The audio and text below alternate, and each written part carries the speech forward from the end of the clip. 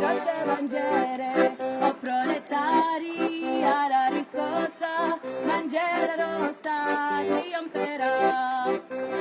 Bandiera rossa deve trionfar, bandiera rossa deve trionfar, bandiera rossa deve trionfar, e viva il comunismo e la libertà, avanti il popolo alla riscossa, bandiera rossa, bandiera rossa.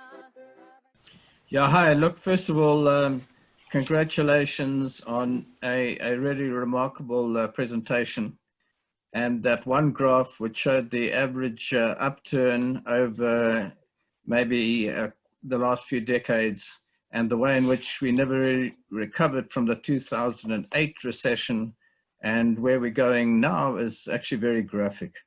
I wanted to raise, you answered many of the questions. I posed many of the 1 to 14, I think, or yeah, I'm going to answer some more when I get a chance, David, as well. No, I was going to excuse you from many of those, Michael, because I think you covered, you touched base there on many of those. The one I wanted to focus on was this, I think it's 14 there. But anyway, it's the question about developing countries if they are developing, in fact, emerging if they are emerging. I mean, what perspective seems to be opening up is a really catastrophic decline. The only exception being China, which in many ways is already on some kind of recovery. But if you think about, and maybe India because of its relative isolation, but when you're thinking about, you know, the growing countries of Latin America, the catastrophic decline in commodity prices in Africa, and particularly in my country, South Africa, you know, it looks as though we're really in a very hard place. Is there any, you know, you've explained, you know, that we're not likely to see international coordination. Anyway, let me just put a question mark, you know, what's the future looking there? Mm.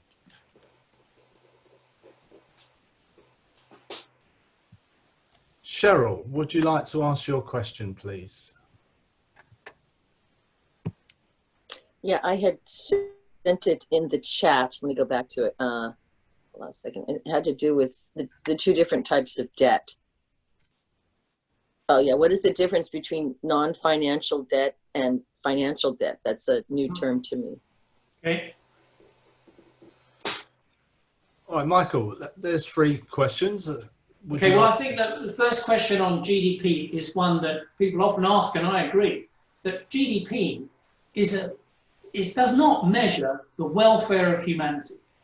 It doesn't tell us whether people are getting the best conditions, whether there's inequality in the economy, whether nature is being damaged, what's the state of the environment. None of those things are measured with GDP. Gross domestic product. All that's measured with GDP is the product coming out of an economy, but mainly from the capitalist sector, but obviously also the government sector to some extent. So it's a measure, a rather imperfect one, but a measure of the value in capitalist terms that an economy, the labor force, is producing. So, and all the capitalists are interested in, they're not interested in the welfare of the labor force. They're not interested in achieving equality. They're not interested in achieving the social needs and meeting the needs of people who can't work. They're not interested in saving nature. They're not interested in stopping global warming and climate change. And they've been very poor about being prepared for pathogens and pandemics. All they're interested in is producing more profit, and therefore GDP is one measure that they need in order to gauge how well they are doing. So GDP is quite a good measure of the output of the capitalist economy, and we economists like to use it. But it's because we're analysing a capitalist economy. If we had a socialist economy, then GDP will be less important because there'll be other things that we'll be trying to put into the mix. But I can assure you that attempts to put other things into the mix, which have been done by various well-meaning economists, and try and persuade the authorities and capitalist governments to do that, are totally ignored because that's no interest to them whatsoever. The externalities, as the economists call it, of things which are affected by capitalist production and accumulation of profit are ignored as much as possible, not only by companies, but also by governments and also by measures. So we're not going to see that this side of a much more socialist society ahead. Non-financial debt is the debt that has been accumulated by companies that are not banks and financial institutions. So they may have got loans, they may have got bonds that they've issued. Lots of companies issue bonds now. They don't have a loan from the bank. They may have various other instruments by which they can raise funds to carry out their activities. All that is the debt of companies that are not banks, not financial institutions. So it's the vast majority of companies. The banks and financial institutions also have debt, but the reason we don't look at those so much is because they generally lend to each other. So if I was to add up all the debt of all the banks in the world, I'd be double counting, because a lot of the bank's debt would be held by other banks and so on.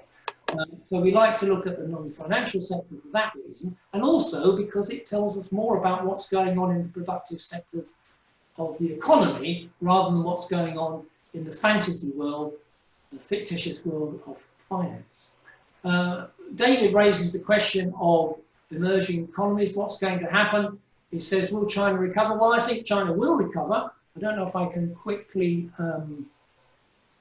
show the graph. Let me get this right.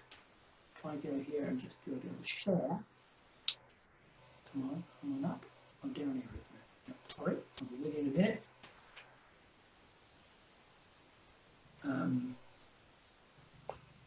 Can you see that, guys? Oh. Go back again. I shall get the hang of Zoom eventually.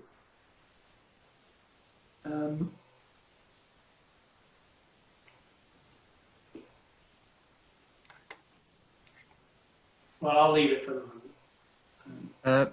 Michael, sorry, I missed. Maybe I missed something. Oh. What can you see now? Anything? Yep. That's the pandemic? No, it's just a bare screen. All right, I've got the wrong one. Never mind, I'll come out and stop share and we can carry on. But China is recovering, in my view, will recover. Whether it recover to the same extent that we've seen in the past remains to be seen.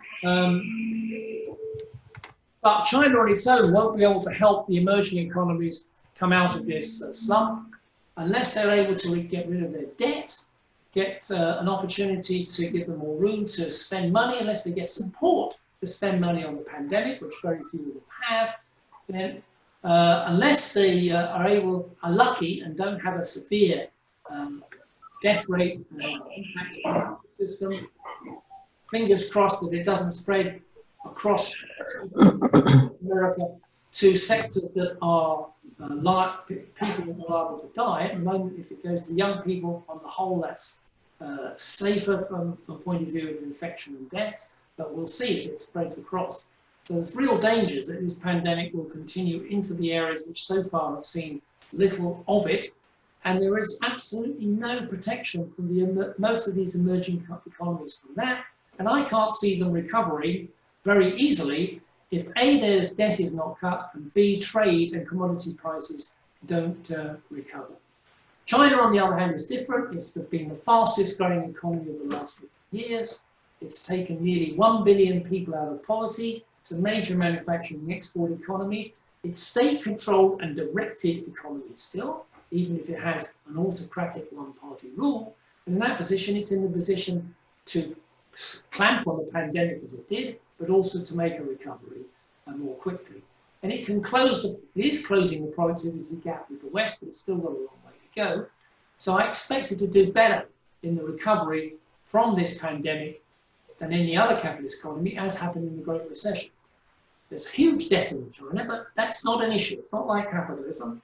That non-financial debt that we're talking about in China is owed to state banks, and the state banks owe the debt through the government. The government's in the position to use taxation and household savings directly, and the state banks to ensure that there is not a cascade of debt failures like you can get in the West, where governments are not in a position to protect private companies and banks if they go down unless they have an emergency program. China some question was raised about whether China will go back to its plan for making in China until 2025. Well, clearly that's been disrupted. But undoubtedly they will continue to try and expand their own technology, their own design, their own skills, so they no longer need so much foreign capital and support, much to the chagrin and, of course, the fear of the West, particularly the United States. And they will continue to expand that Belt and Road Initiative. I think that the Belt and Road Initiative is going to be even bigger now because of so many emerging economies across Asia and, Europe, and Eastern Europe and so on are going to require that support. That means that intensification between the US and China is going to be one of the big things in the next decade at the end of this pandemic. It already is, but this is just the beginning of a major trade and technology and political power war that's going to spread between a declining hegemonic power in the US and a rising power like China.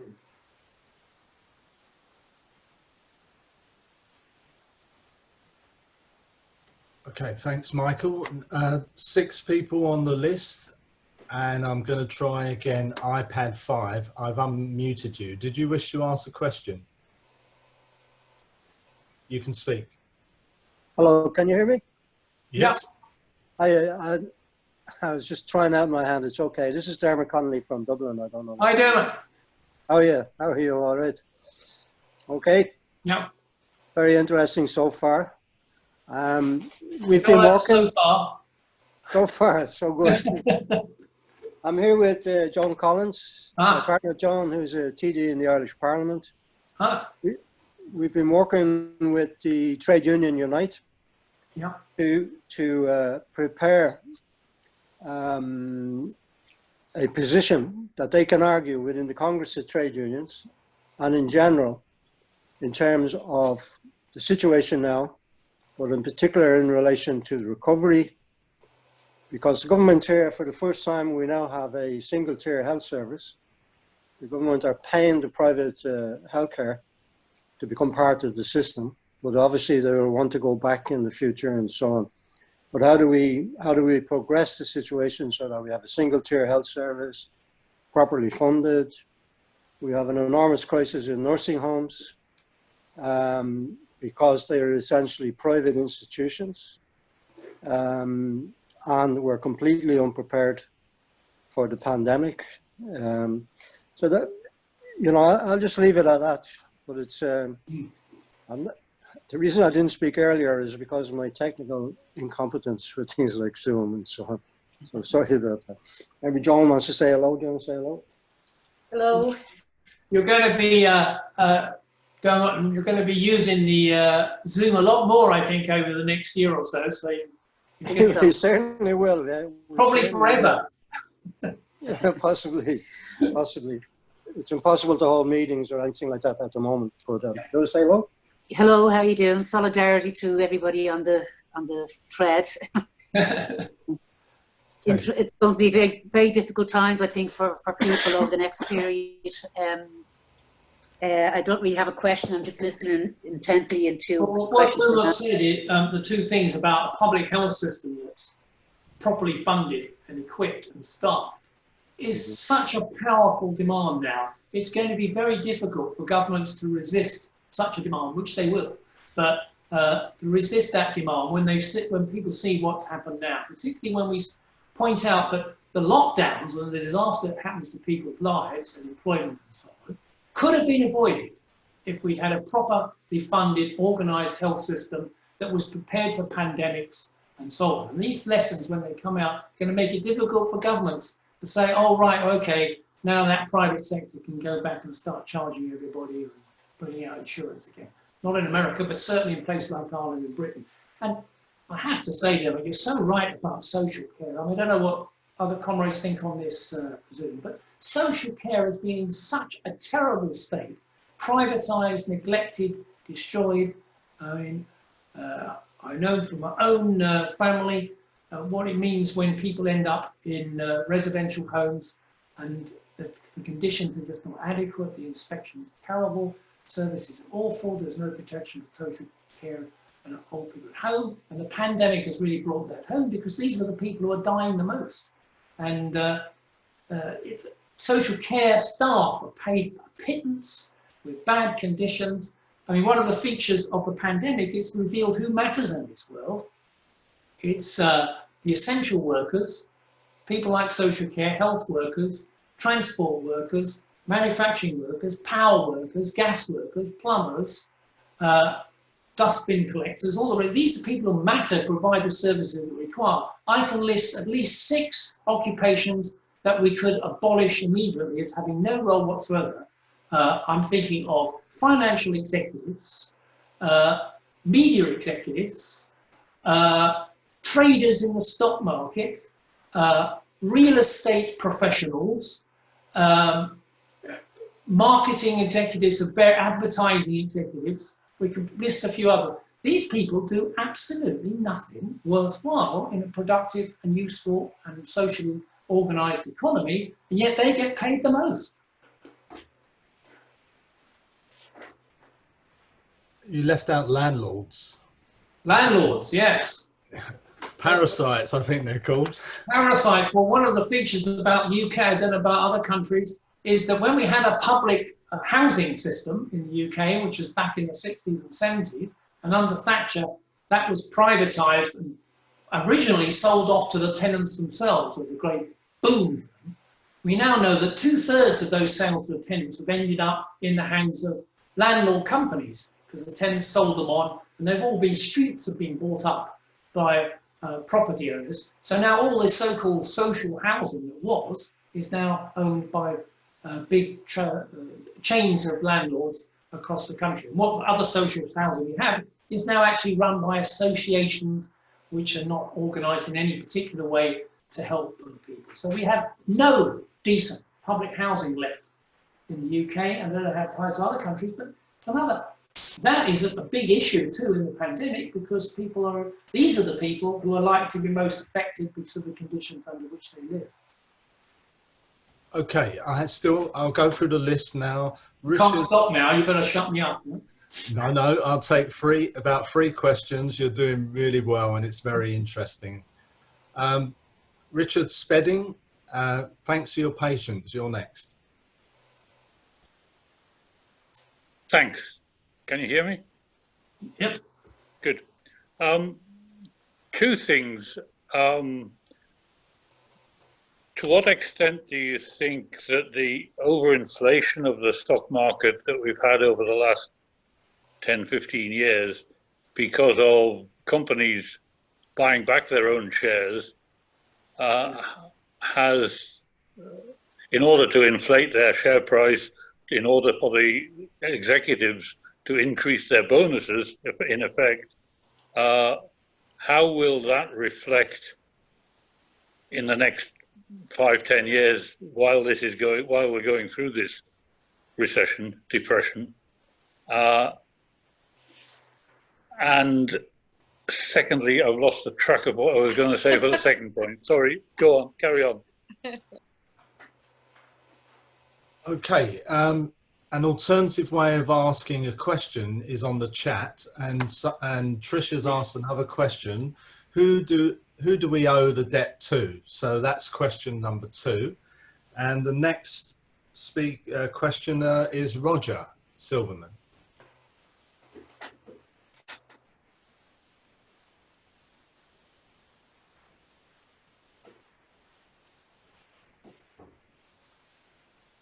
Okay, sorry, can you hear me?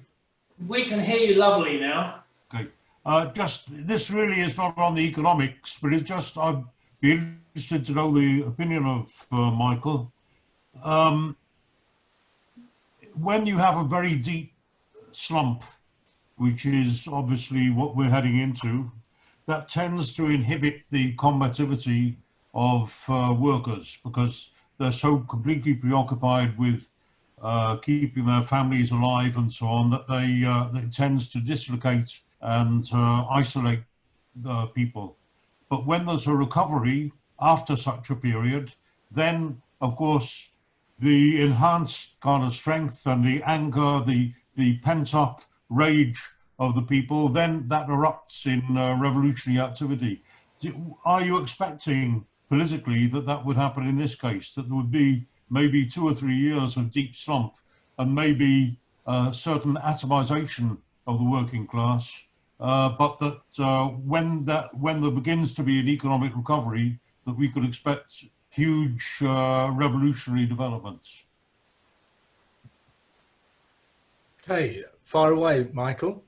Well, on just to explain to everybody that the first question is about how companies, when they've been big companies, big in Europe and the US, have got cash, but they've also issued a lot of debt. What do I mean by issuing a lot of debt? They've presented a bond in the market, and financial institutions buy, say, Amazon bond, and for which they get 2% interest on, and Amazon gets a load of money, and they haven't used that money to invest into producing more efficient production and so on. They obviously do that to some extent in the case of Amazon, but lots of companies don't. They've used that money to buy their own shares back from the stock market, driving the price of the stock market, their price of that company's shares up in the stock market. Lots of executives and chief executives get bonuses if their share price rises, and all the top executives have share handouts. Part of their pay is in the terms of shares. So if the price of their shares rises, then they get a massive increase in their wealth. Used to have that in sort of middle range management companies, like take British Telecom. They used to give you a wage, and then they would also give you some shares, might be free, or you could buy them cheap. And then if the price of the shares goes up, when you retired, you may have a nice little kitty.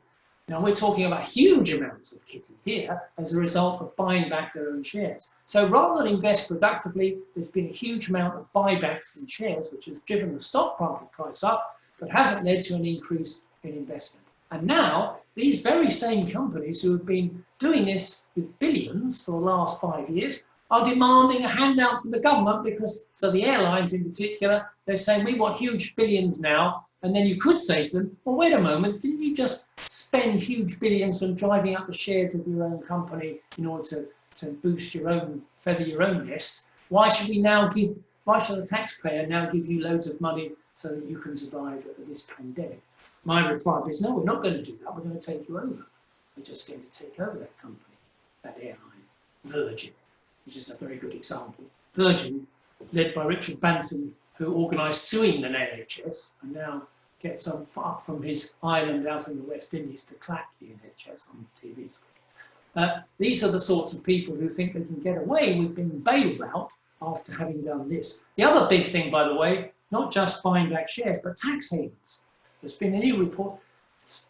Hundreds of billions of dollars are being salted away in various places around the world, islands and Ireland, in a big way, to reduce the amount of tax they pay. So they pay hardly anything in these tax havens. And so governments who want to get corporate tax out of corporations find that the corporations claim they're not making any profit, because their profit's being made in the Cayman Islands or in Luxembourg or in Ireland rather than in Britain or where else. And this means a huge loss. At least some governments have said that we're not giving anybody a bailout if they deposit all their profits in a tax haven. They're not getting one. So that's Denmark is one of those countries that have put that forward. I see no sign in most other governments to do that very limited manner. Who owns the debt? Well, if it's a corporation that issues a bond, then it's usually financial institutions in the private sector, banks and others who buy that corporate bond. So they're the owners of the debt. They may issue debt, so other financial institutions buy their debt, and so it's like a linked together. Who owns the government debt? If a government issues bonds, like in the case of the UK, households could buy that debt. They could go to national savings and buy a national savings certificate, which is in effect buying a bond from the government. Or big banks buy lots of government bonds in order to get some interest, which is very safe because government bonds are very safe. They're not likely to go bust compared to other companies. So although they'll buy company bonds, they really like government bonds. And if governments issue more bonds, then in effect the owners of these bonds are the public in quotes, but that really means the financial institutions and corporations. Very few individuals, and as I look on this screen, will own any government bond. Very little. The vast majority is held by financial institutions. So in effect, governments are in the hock to the capitalist sector, and they have to pay interest to the capitalist sector because they have borrowed money from the capitalist sector in order to invest in the problems or deal with the spending problem we have at the moment. So down the road, once this is over, there's going to be a huge increase in public debt. There was after the Great Recession. Just to give you an idea, before the Great Recession, on average, the public sector debt was 50% of gross domestic product, GDP. After the Great Recession and through the Long Depression, it's risen to about 80 or 90%. After this pandemic, the public sector debt will be 120% of GDP on average. Countries like Greece, it will be 200%. So that's a huge burden of interest that governments have to pay out of money that they raise from us in taxes. They can try to borrow indefinitely to cover it, but it's squeezing the ability of governments to do anything effectively in helping the rest of the population because they're paying interests to these banks and institutions. Of course, if we took them over, then we could reorganise the whole process in a different way so that the debt would no longer be a burden on government spending. I noticed a question also on the question of debt from, I think it was Dominic, who said, why can't the IMF expand its ability to help emerging economies by increasing SDRs? SDRs are special drawing rights, a form of money, which are international money invented by the IMF and the institutions, and they had $1 trillion SDRs, which you can measure in dollars, which they could use as a fund, as a reserve fund to invest and help emerging economies. The IMF leadership wanted to double that to 2 trillion, because that's, if you think about the world's GDP is around 100 trillion, you're going from 1% to 2% to help out. All the big governments, US and Europe, rejected the idea of expanding SDRs because they don't want a position where they're subject to having to put more money into the IMF to help emerging markets. They much prefer to help the countries that they want to get resources and profits out of. So the US is looking for bilateral aid to various countries, mainly military aid usually, rather than going through the IMF and the international coordination. So that's dead in the water. Same as the European coronavirus bond, which is the idea that all the European states in the Eurozone will combine together and there'll be a bond issued by Europe as a whole, which everybody will support.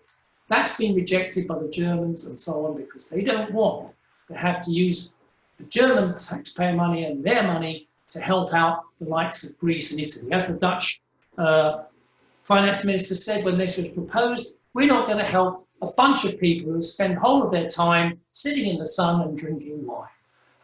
I had to remind myself that I think probably in the summer, that's exactly what Dutch people do. They go to Greece and Italy, sit in the sun and drink wine. But apparently the rest of the year, it's all the fault of the Greeks and the Italians. Thank you, Michael. Rob D. Sorry, I didn't do Roger's question. I'll come back to that later. Okay. Yeah, Rob D. Okay, hello, thanks very much for the presentation.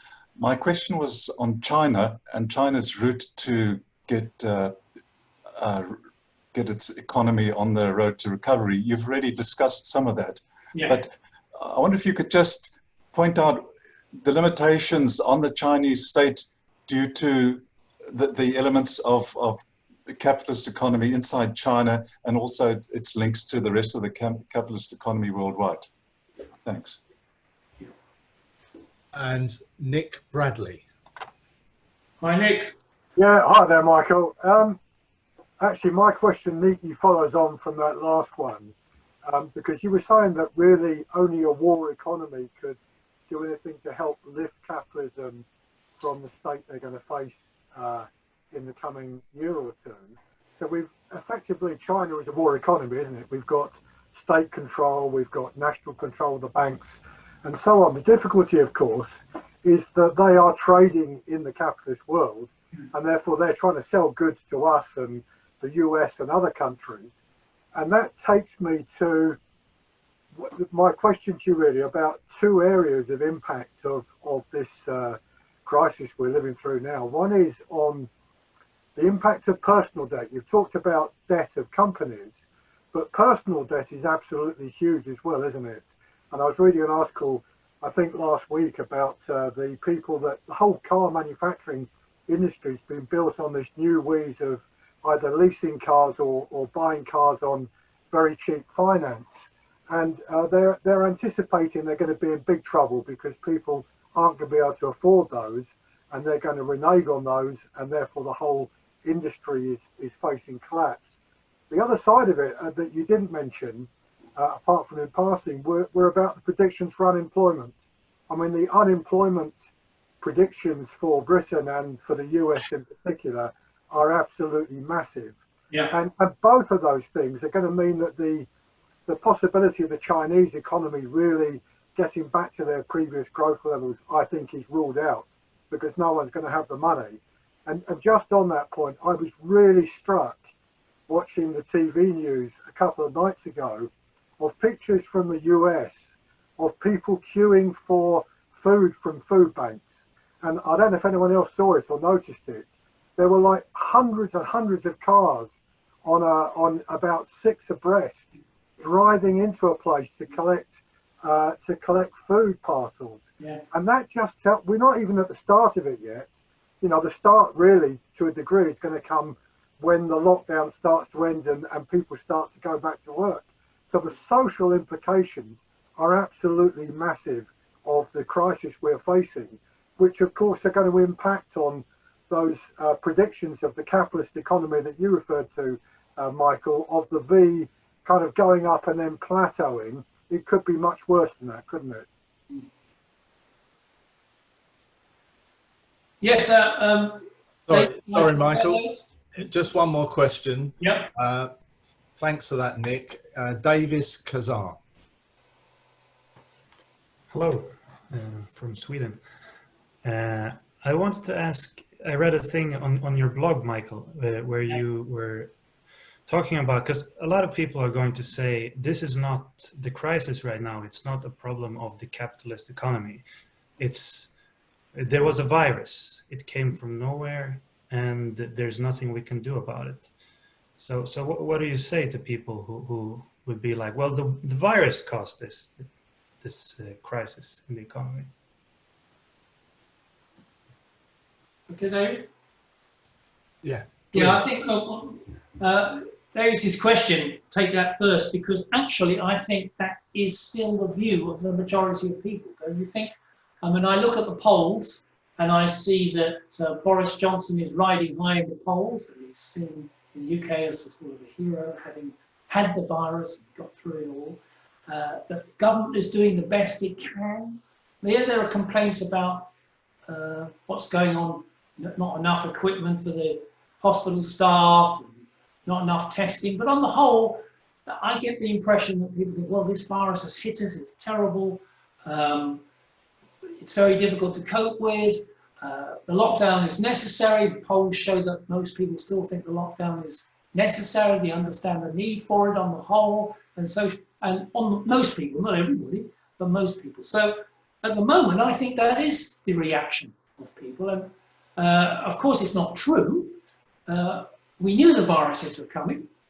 They knew the viruses were coming. They ignored all the evidence provided by scientists and UN reports and so on. They didn't prepare for such pandemics.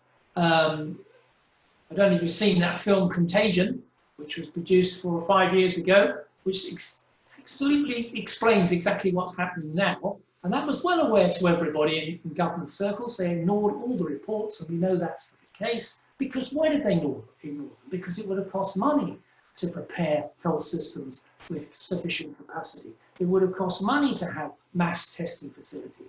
It would have cost money to do research in vaccines for influenzas and other pathogens. And it would have been damaging to global capitalist accumulation if they stopped going into areas of the world where we're forced into the direction of coming closer through industrial farming and wildlife farming now to these pathogens. All those things were ignored. So it's not a virus that's bolted out of the sky like an asteroid.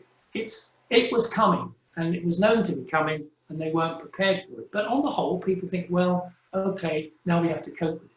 After this pandemic is ended and the lockdowns start taking place, as Nick was saying, that's when the situation, I think, is going to change, when people begin to realise that things aren't going back to normal as they were before this pandemic.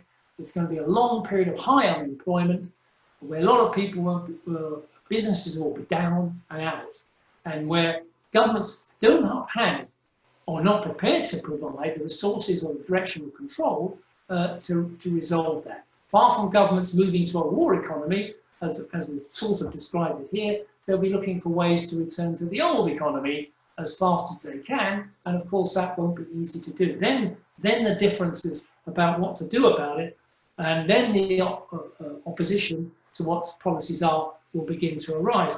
Maybe to take Roger's argument that after the big depression or the Second World War, there was a move never to go back to things before, and that created the condition of virtual revolutions in Europe, where the devastation was. But even in the UK, we had the Labour government winning by a mile, and we had movements against the old order of the Great Depression. That may come back at some point, but it's not quite the same as having a world war and then being in a position to resume civilian production. This is going to be much more difficult because it's damaged the capitalist economy, not just in Europe as in the World War, but also in the US and the UK. And that's why it's also very difficult for Nick's question for China to return to normal too at the levels of 6 to 10% growth each year. I think, as you correctly point out, however strong they can return the internal economy, they face the fact that a sizable section of the economy is capitalist and is organised on the basis of trade and investment for profit. They'll be in a weaker position. Trade will be well down. It's not going to be easy for China to restore the same position as before. They will attempt to do so by internalising production and investment and by trying to develop new avenues for trade. But they're going to be have a less good recovery than they did last time. But they're certainly not going to be in a position to help the rest of the world out, because they'll be struggling with their position. We're going to see an environment where everything is now against each other, no international coordination, everybody trying to find a way through for themselves without help at the disadvantage of others, and possibly down the road, more intense discussion and argument and disagreement about what should be done about the new economy rather than going back to the old. Finish on this point, Chair, that whether it will be trade union action, I think it's more likely to be significant movements towards getting things through legally which insist on a single health paying system, insist on proper social care to spend that money, to push these through as legal things. A bit like the 8-hour bill, I remember, in the 1890s after the Great Depression, the big campaign of the trade unions in Britain then was for the 8-hour bill to be passed by Parliament. Not a general strike, but an 8-hour bill to improve the working conditions of people and not return to the horrible conditions that existed both before and during the Depression.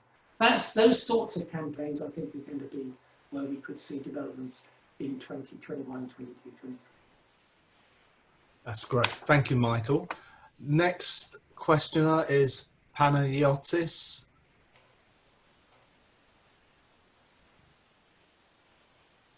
Hello, I speak from Cyprus. Hi, Pana. And I have a couple of questions, both of them relating to the political response the left should put together in terms of alternative economic strategies. Because I think that's very important at this juncture. Any response in a progressive direction will not be automatic, as you said. There will be pressure from mass mobilizations, etc. But I think left parties, left organizations have an important role. And I want to refer to two examples, two cases. The one is the response, or rather the situation pertaining to the European Union. I mean, the crisis is not affecting all countries in the same way, obviously. And the region which is especially hit is Southern Europe, the European periphery, both in terms of numbers, Italy, Spain, etc., but also because of their underlying economic weaknesses, which derive from the previous crisis, like in Greece, with 180% debt.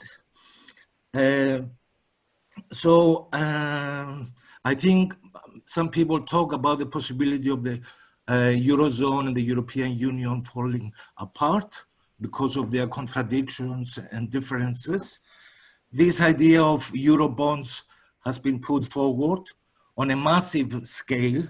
I mean, if nothing is done, and Greece has a 10% fall in GDP, its debt will go up automatically to 200%, not taking into consideration any fiscal increase it's going to have. So there will be huge difficulties, disparities, etc. in Europe. The kind of Eurobonds they're talking about is a huge amount, like Spain suggested 1 trillion, for instance. And the purpose is not only to finance this crisis, but to restructure debt in a more fundamental way. Of course, this is resisted from the Germans, etc. And this is creating the contradictions.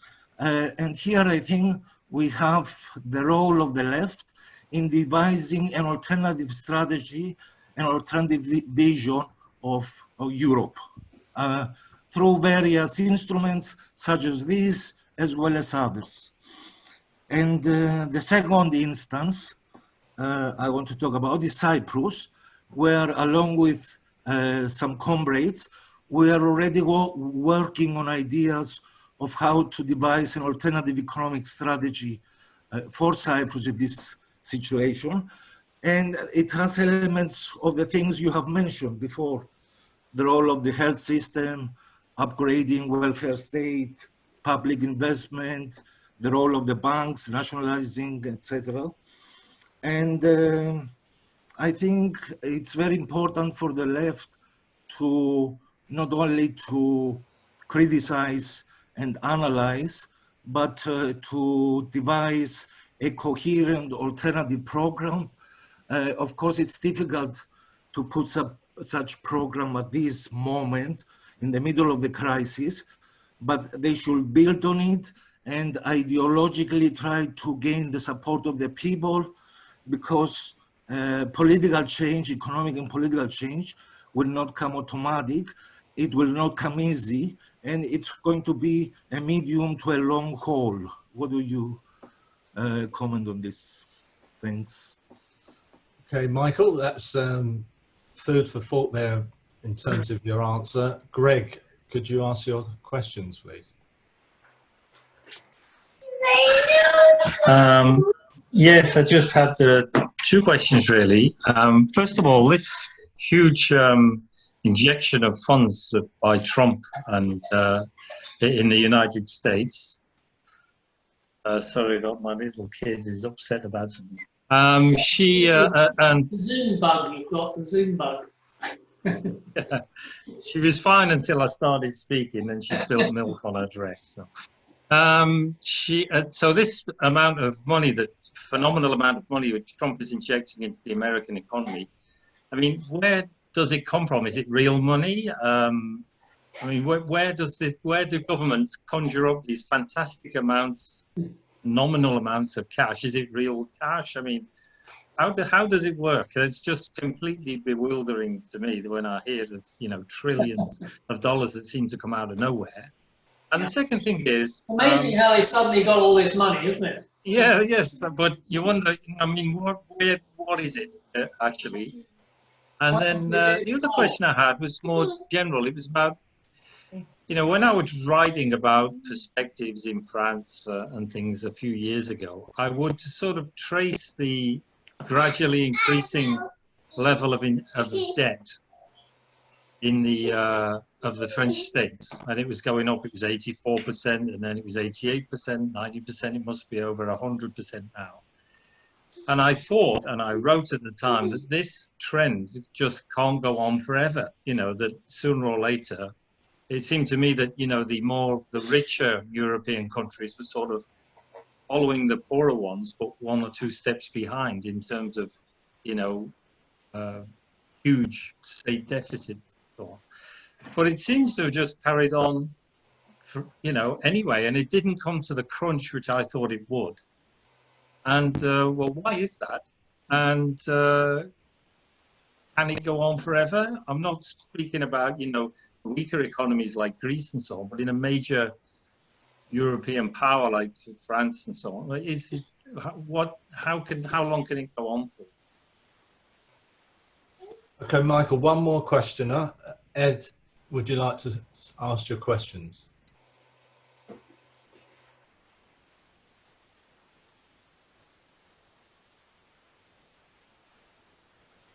Still muted.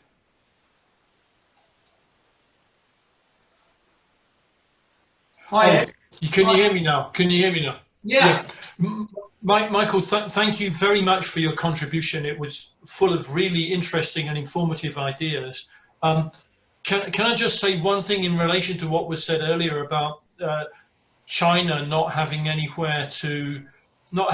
outlet for its productivity with a collapse in the rest of the world economy? I would imagine that the Chinese authorities are very much looking to switch production in China so that they're going to be feeding more internal markets in China, because they know that the rest of the world economy will be in a very depressed state for a few years to come. But the question, Michael, that I wanted to ask you is, I mean, I'm just trying to get my head around the implication of the implication in terms of living standards in countries that are traditionally regarded as developed. You know, we've seen film footage at the end of the Second World War of people in the Netherlands and Germany eating out of dustbins and things like that.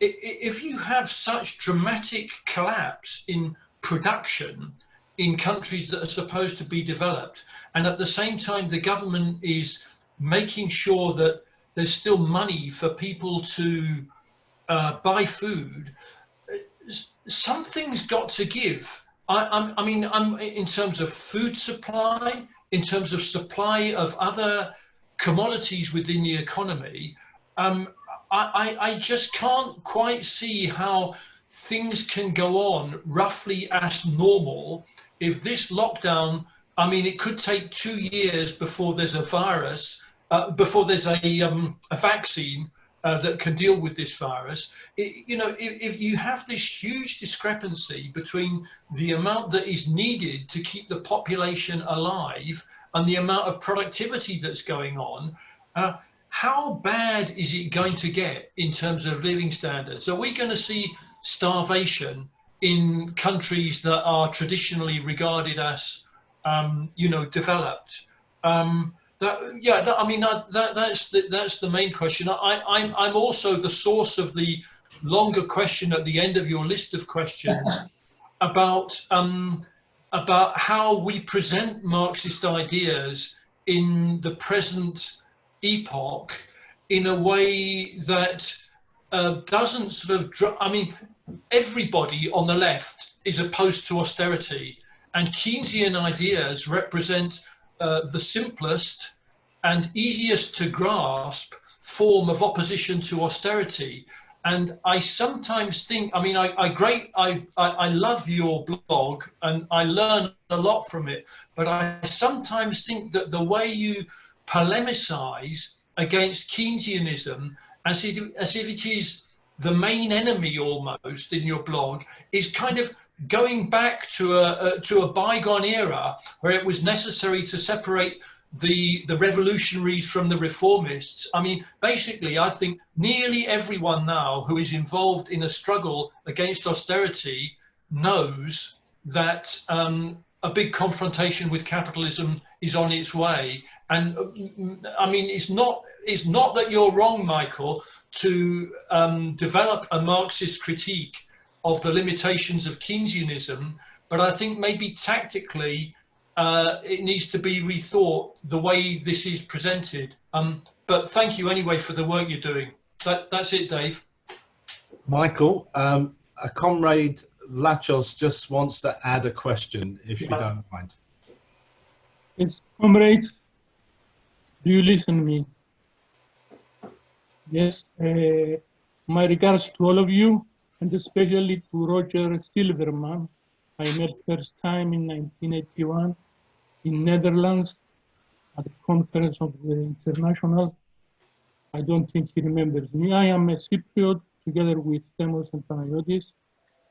Now, returning to the policies of the European institutions, the Eurogroup and the Eurogroup, they have decided to give loans. This could be catastrophic, especially for countries like Greece, countries that cannot serve their debt already. An alternative to that, it was already mentioned, was the European bond, the coronavirus bond. But could this be enough, Michael, Robert, if there is no cancellation of the debt for countries, especially like Greece? Yeah. This is something you mentioned.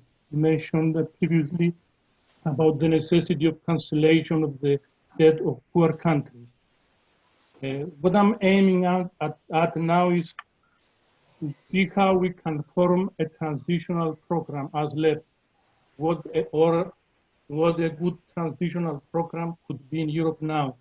And together with the European bond, I would strongly feel that we need the demand for cancellation of the debt of especially of the weak European countries like Greece, and of course the nationalization of the banks, if to put it more mildly, the creation of a bank state to undertake development and direct loans.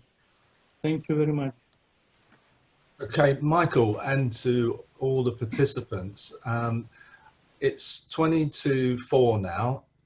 I scheduled the meeting for 2 hours, so if we bear that in mind, we want to there's still a list of speakers.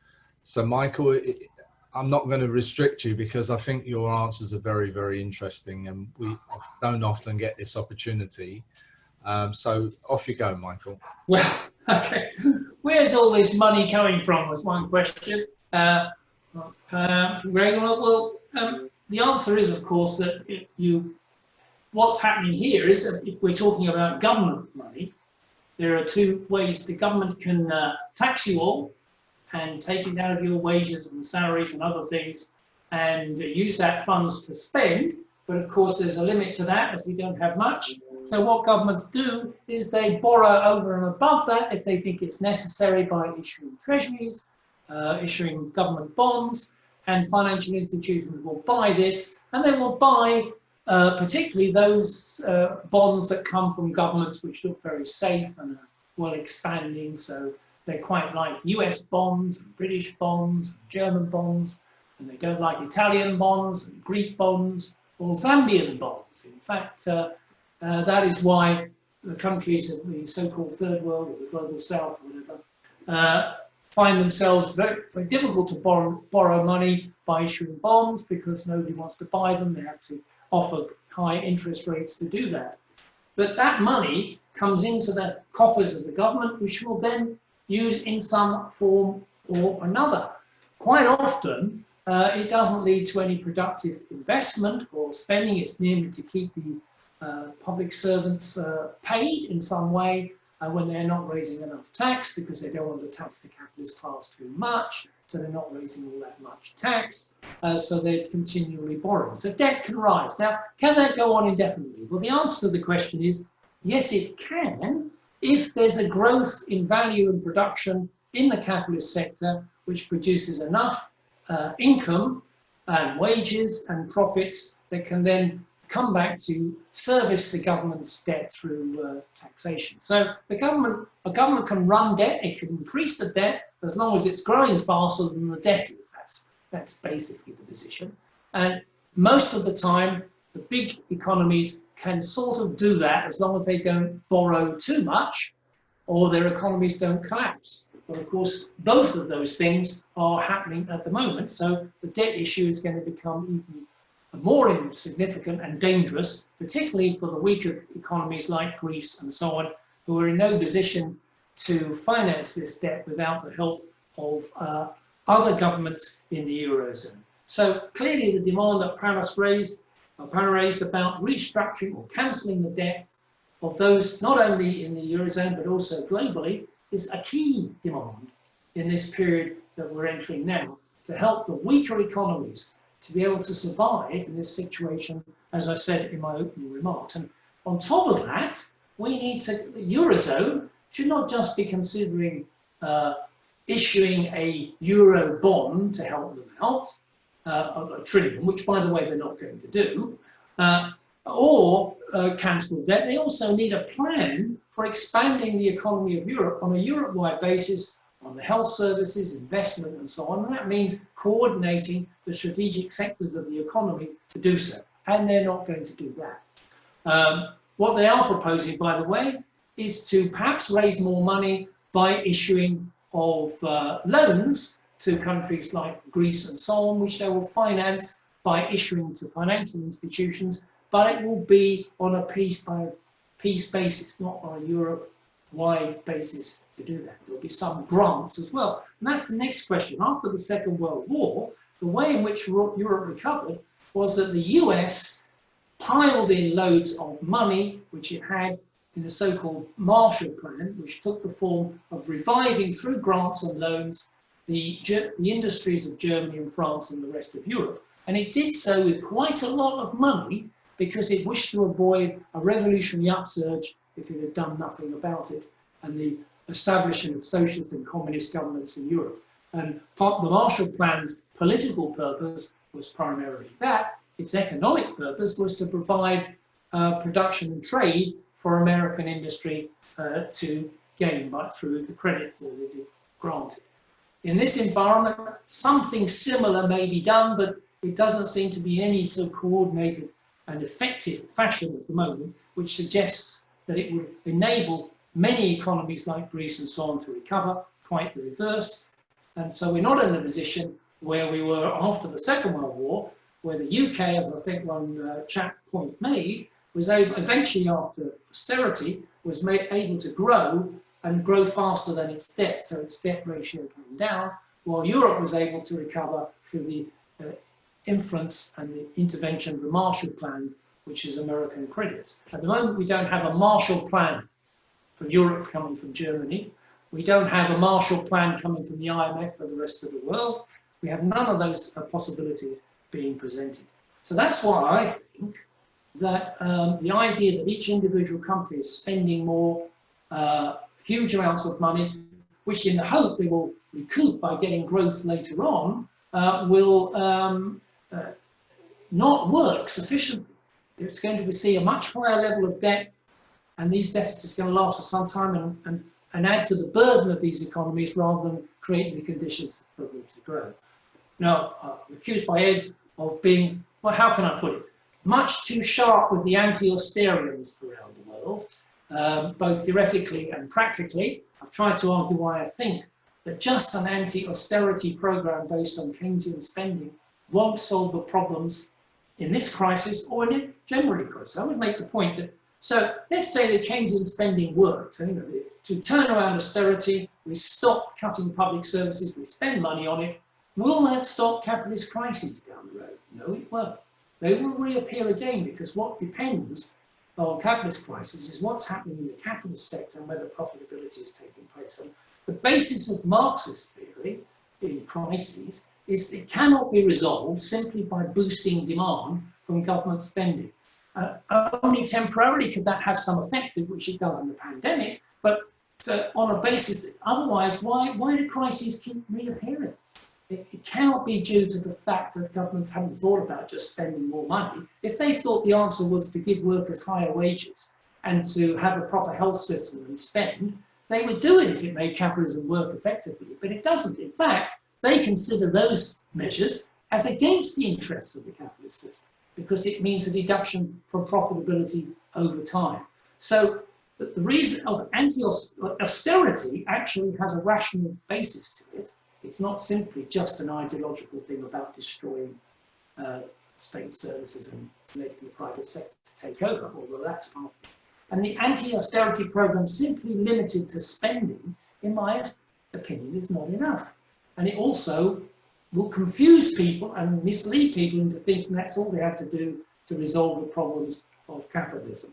I don't think it's, how can I put it more sharply, sectarian to attack Keynesian theory and policy. In fact, I think it's essential, because within the labour movement, everybody is fighting against austerity, or nearly everybody, you know, the Blairites and so on, but everybody is fighting against austerity. But what is really going to transform the lives of people, not just against improving public services, but actually transforming their lives significantly, worldwide, over the next 10, 15, 20 years. It requires much more than just being against austerity and asking for more government spending. I'll finish on this point, Cheryl, Matt, but it reminds me, I'm trying to write a short book on Engels.